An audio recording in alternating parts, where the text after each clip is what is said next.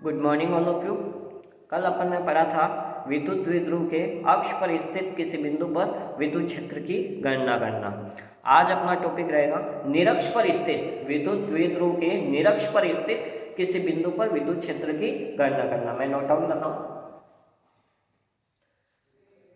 विद्युत द्विध्रुव के निरक्ष पर स्थित किसी बिंदु पर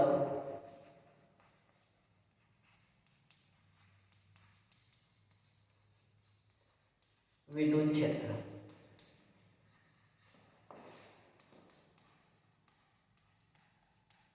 की गणना।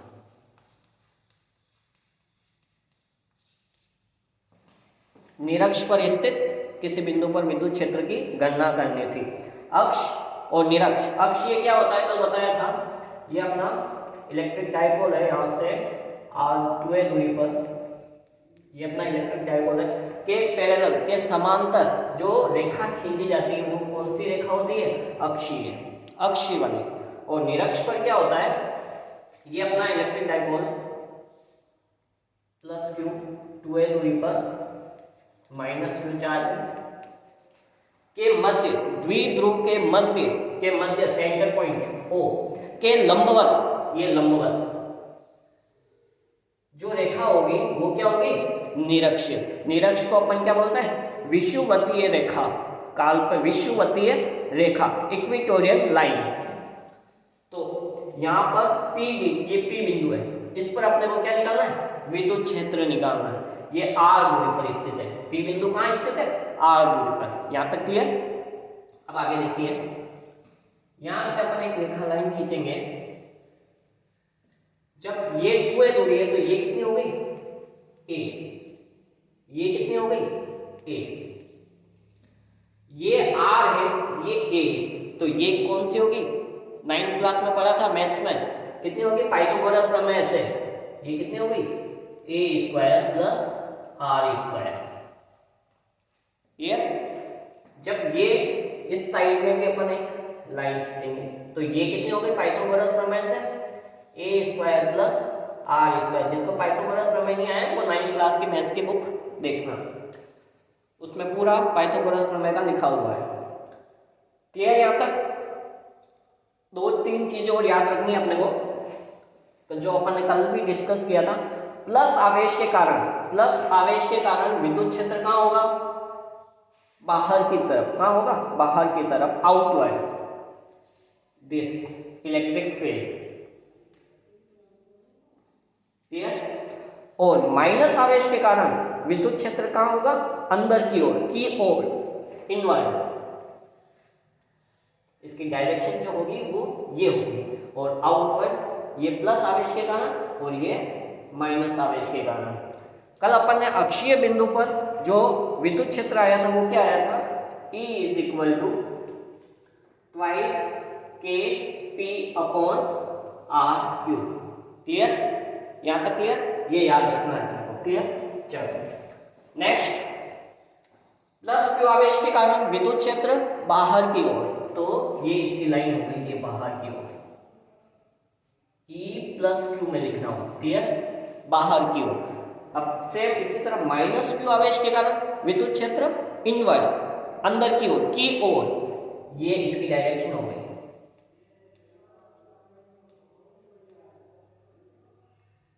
क्लियर? E माइनस क्यू आवेश। ये क्लियर यहां तक? चलो अब ये ज्योमेट्री नहीं बन रही, तो आपने क्या करना है, यहां पर घटक लेने पड़ेंगे। क्या लेने पड़ेंगे? घटक, कंपोनेंट। ये P बिंदु इधर लगा, ये इसके पैरेलल एक लाइन खींच दी। क्लियर यहां तक? ये मान लिया कोण कितना है? थीटा है, थीटा है। क्लियर? अब थीटा के पास वाला क्या होगा? कोस थीटा, और थीटा के जस्ट विपरीत क्या होता है? Sine theta. देखिए इधर,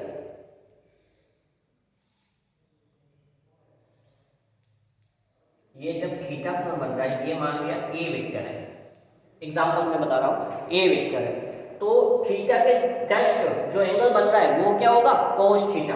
तो यहाँ पर क्या आ जाएगा, कोस थीटा और ए वेक्टर रिजल्टेंट ये रिजल्टेंट है ए, तो ए कोस थीटा। क्लियर। इसके जस्ट विपरीत परपेंडिकुलर ये क्या हो गया, साइन थीटा। तो यहाँ पर ए साइन थीटा। क्लियर यहाँ तक, क्लियर। तो यहाँ पर भी क्या होगा, ये थीटा एंगल बन रहा है, थीटा एंगल, ठीक है। ये थीटा है तो ये भी कितना होगा, थीटा होगा। आपने पढ़ा होगा जब दो समांतर रेखा एक दूसरे को काटती है तो वहां कौन सा कोण, सेम कोण बनता है, थीटा। क्लियर। ये थीटा कोण बन रहा है। ये जब थीटा है तो यहां पर क्या होगा, E प्लस क्यू, ये E प्लस क्यू कोस थीटा। क्लियर। इसके पहले इसके विपरीत लंबवत E साइन थीटा, तो ये क्या होगा, E plus Q sine theta. Clear. ये तो इसका हो गया। अब इसका भी जब ये कोण थीटा है तो ये भी कितना है, थीटा। क्लियर। जहां थीटा एंगल बन रहा है वो क्या होगा, कोस थीटा, और उसके जस्ट विपरीत परपेंडिकुलर साइन थीटा। तो यहां पर क्या आ जाएगा, E minus Q sine theta. Clear. और इसके परपेंडिकुलर ये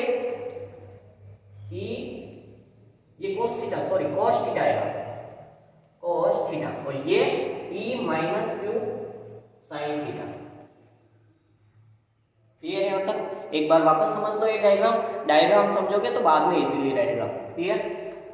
डाइपोल के द्विध्रुव के मध्य सेंटर पर जो रेखा खींची जाती है वो निरक्षीय होती है, निरक्ष वाली रेखा होती है। क्लियर।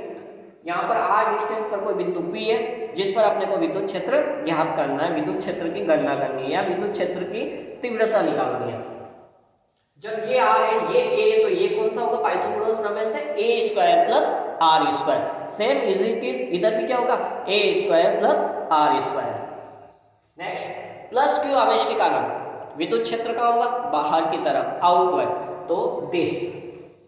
और माइनस आवेश के कारण, इधर माइनस आवेश के कारण इनवर्ड, अंदर की ओर, तो ये डायरेक्शन ये हो गया। ठीक है। अब ये कोई बन नहीं रहा है तो आपने को क्या कंपोनेंट लेने पड़ेंगे, इसको सोल्व करने के लिए कंपोनेंट लेने पड़ेंगे। कंपोनेंट लेंगे तो ये थीटा माना, तो ये थीटा है तो ये भी क्या होगा, थीटा। जब ये थीटा है तो ये थीटा, जब थीटा के पास वाला क्या होगा, कोस थीटा, और cos theta E plus Q cos theta. इसके विपरीत परपेंडिकुलर साइन थीटा, तो E plus Q sine theta. Next, इधर भी जब थीटा है तो ये थीटा के जस्ट पास वाला, जस्ट पास थीटा, जहां एंगल, जहां कोण बन रहा है वहां E plus Q cos theta, और इसके जस्ट विपरीत E sine theta, E minus Q sine theta. ये नोट डाउन कर लीजिए।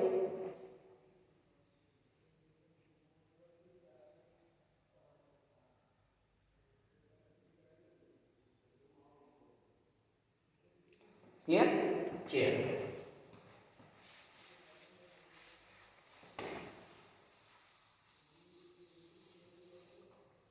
कल अक्षीय बिंदु पर अपन ने निकाला था तो प्लस क्यू आवेश के कारण, यहाँ पर भी सेम एज इट इज निकालेंगे। तो यहाँ मैं लिख रहा हूं प्लस क्यू आवेश के कारण, प्लस क्यू आवेश के कारण विद्युत क्षेत्र।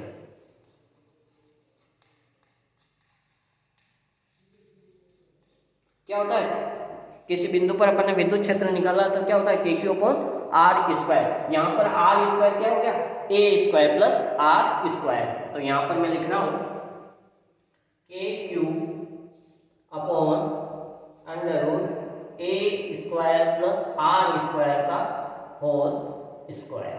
क्लियर यहाँ तक। इसी तरह माइनस क्यू आवेश के कारण भी होगा, तो माइनस क्यू आवेश के कारण, माइनस क्यू आवेश के कारण विद्युत क्षेत्र क्या होगा, K Q upon under root A square plus R square का होल स्क्वायर। यहां तक क्लियर सबको। दोनों के परिमाण क्या है, समान है। दोनों के परिमाण क्या है, इसको आगे सोल्व करेंगे तो क्या आ जाएगा यहाँ पर के क्यू, यहाँ दिख रहा है के क्यू अपॉन ये स्क्वायर है तो अंडर रूट हट जाएगा A square plus R square. Same as it is इधर भी होगा तो K Q upon A square plus R square. यहाँ तक क्लियर।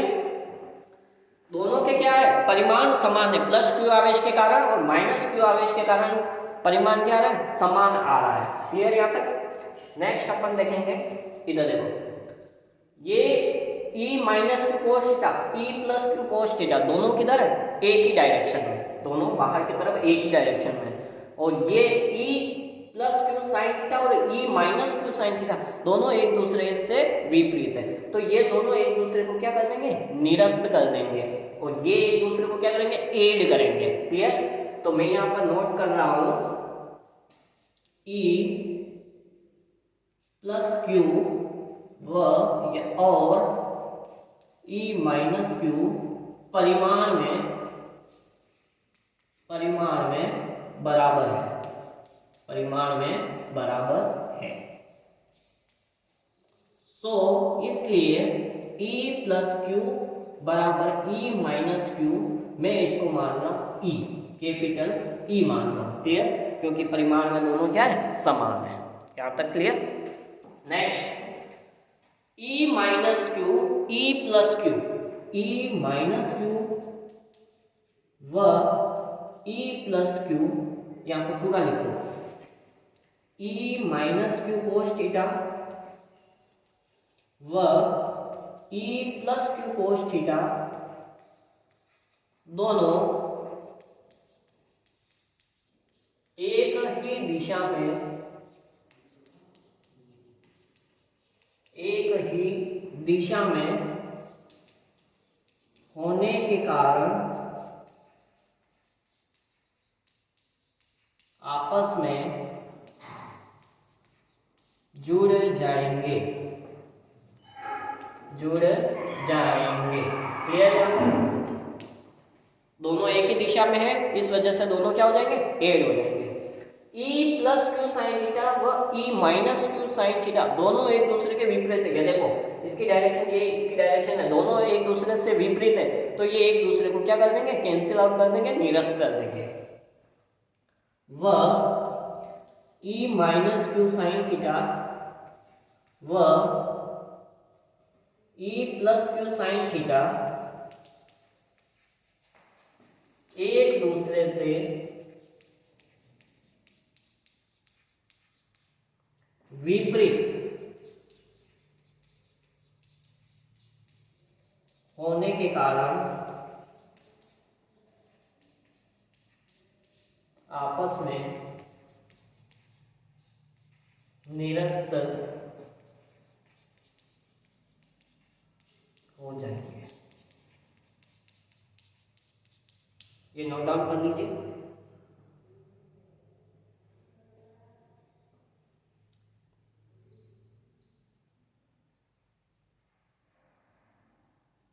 क्लियर यहां तक। नेक्स्ट मैं इसको इधर रफ कर रहा हूं, है ना।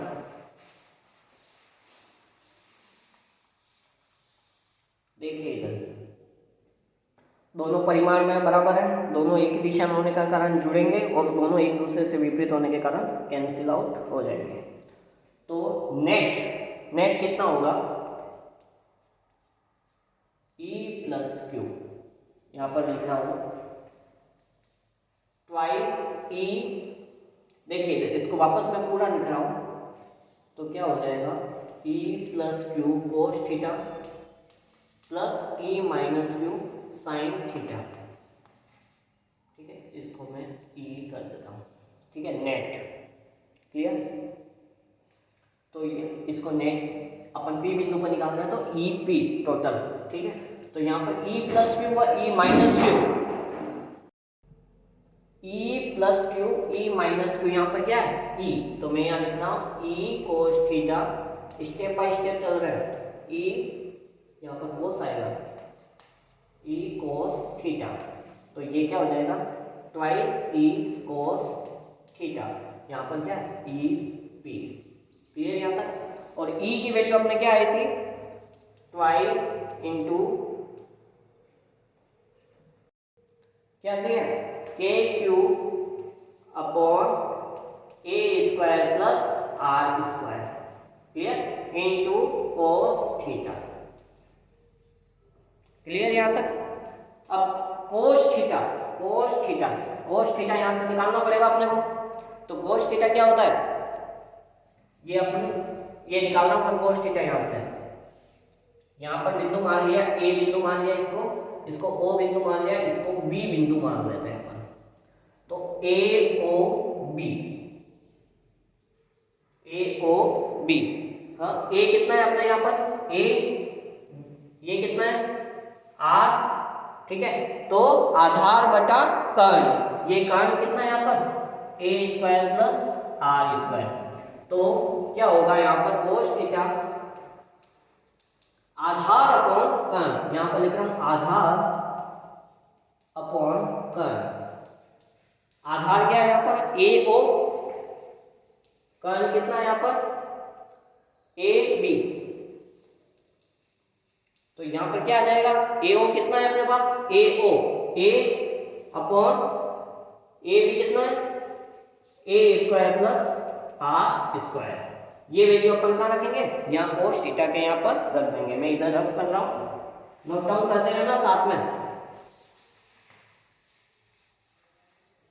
तो अपना क्या आया, E P twice K Q upon A square plus R square. Cos theta की जगह क्या लिखेंगे, A upon under root A square plus R square. Clear यहां तक? अब आगे क्या करेंगे, ये अंडर रूट है, इसकी पावर में 1/2 लिख सकता हूं, अंडर रूट को हटाएंगे तो 1/2 आ जाएगा। क्लियर?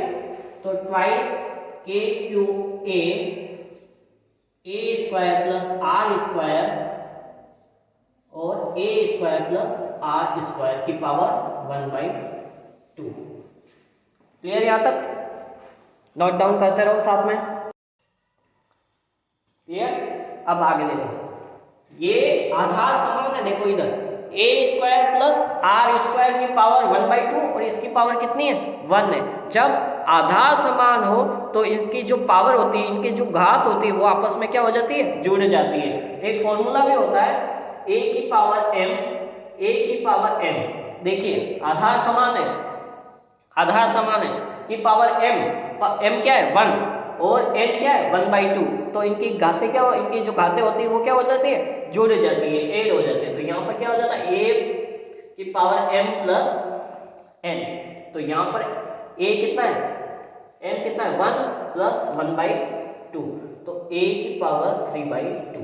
तो मैं यहाँ लिख सकता हूँ A square plus R square की power 3/2 twice K Q A upon A square plus R square की पावर 3/2। इस फॉर्मूले से निकाला था ए की पावर n और ए की पावर m और ए की पावर n, तो ए की power m plus n। Clear यहां तक? नोट डाउन, ठीक है। अब आगे चलते हैं, ये नोट डाउन नहीं करना, ये तो केवल समझने के लिए लिखा था। अब देखिए आगे A square plus R square, इधर देखिए A R is greater than A square, means R is greater than ए।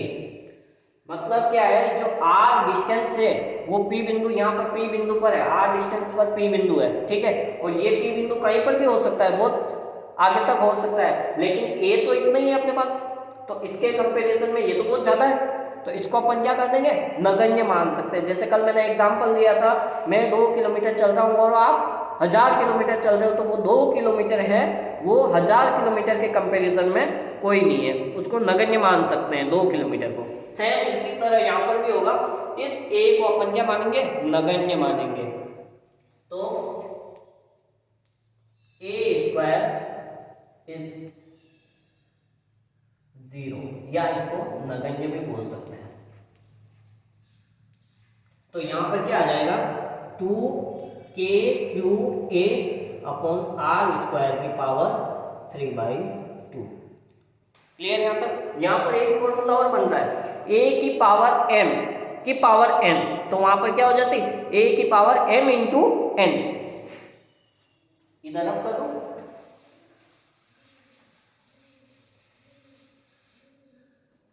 तो यहाँ पर E P is equal to twice K Q A upon R square की पावर 3/2, ये है अपना।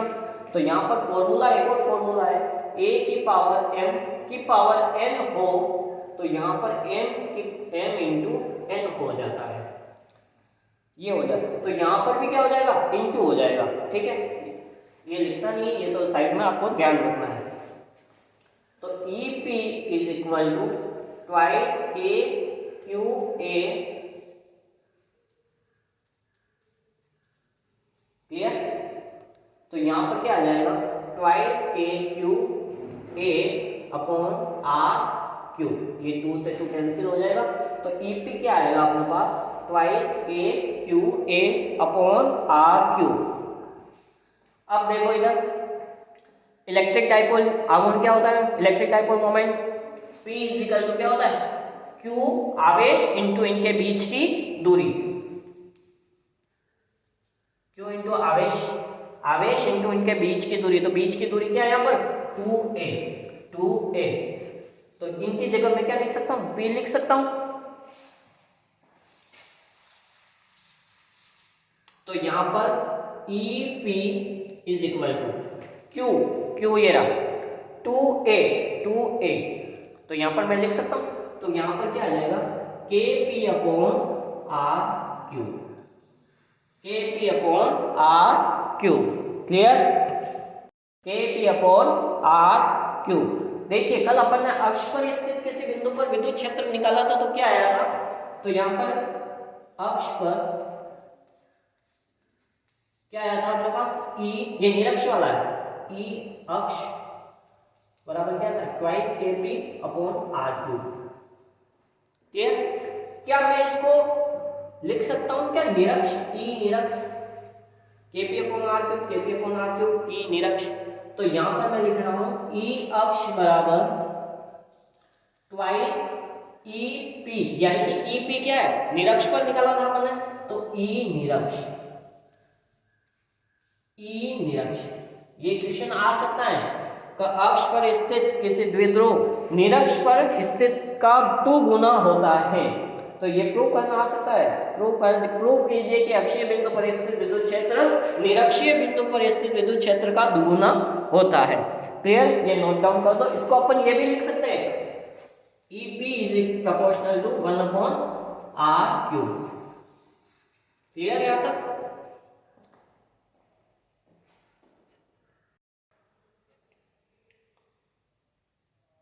तो ये दोनों क्वेश्चन जो है वो एग्जाम की दृष्टि से बहुत इंपॉर्टेंट है। अक्ष पर स्थित विद्युत क्षेत्र और निरक्ष पर स्थित विद्युत क्षेत्र की गणना करनी है। निरक्ष दो द्विध्रुव के मध्य जो लंबवत रेखा खींची जाती है वो निरक्ष होती है। निरक्ष को एक विषुवतीय रेखा भी बोलते हैं, तो ध्यान रखना निरक्ष न आके विषुवतीय रेखा आ जाए तो उसका मतलब भी क्या है, निरक्ष है, इक्वेटोरियल लाइंस, क्लियर? बहुत बहुत धन्यवाद।